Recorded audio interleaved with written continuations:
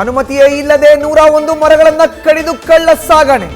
Embassy East business ಪಾರ್ಕ್ನಿಂದ ಮರಗಳ ಮಾರಣ ಹೋಮ. ಅರಣ್ಯ ನಾಶ ಹಿನ್ನೆಲೆ ಎಫ್ಐಆರ್ ದಾಖಲು.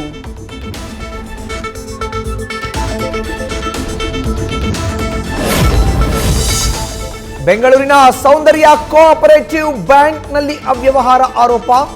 ಅಧ್ಯಕ್ಷ ಮಂಜಪ್ಪ ಕುಟುಂಬಸ್ಥರು 42 ಕೋಟಿ ಸಾಲ ಮಂಜೂರು ಮಾಡಿಕೊಂಡಿದ್ದಾರೆ. ಒಂದೇ ಆಸ್ತಿಗೆ 3 ಬಾರಿ ಅಕ್ರಮ ಸಾಲ. ಪೊಲೀಸ್ ಕಮಿಷನರ್ಗೆ ದೂರು.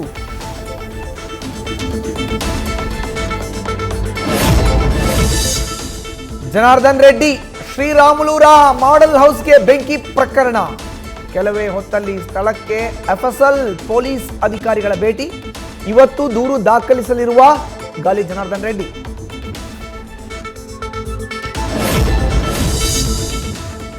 ನಾಗಮಂಗಲದಲ್ಲಿ ನಕಲಿ ದಾಖಲೆ ಸೃಷ್ಟಿಸಿ ಸರ್ಕಾರಿ ಭೂಮಿ ಮಂಜೂರು ಕೇಸ್. ಲೋಕಾಯುಕ್ತದ ಬಳಿಕ ಈಗ ಇಡಿ ಕೂಡ ಎಂಟ್ರಿ. ಮಂಜೂರಾತಿಯಲ್ಲಿ ಭಾಗಿಯಾದ ಅಧಿಕಾರಿಗಳಿಗೂ ಢವ. ಮತ್ತೊಂದೆಡೆ ಎಸಿ ನೇತೃತ್ವದಲ್ಲಿ ನಡೆಸಿದೆ ತನಿಖೆ. ನ್ಯೂಸ್ ಫಸ್ಟ್ ನಿರ್ಭೀತಿಯಿಂದ ನಿಮ್ಮ ಪರವಾಗಿ.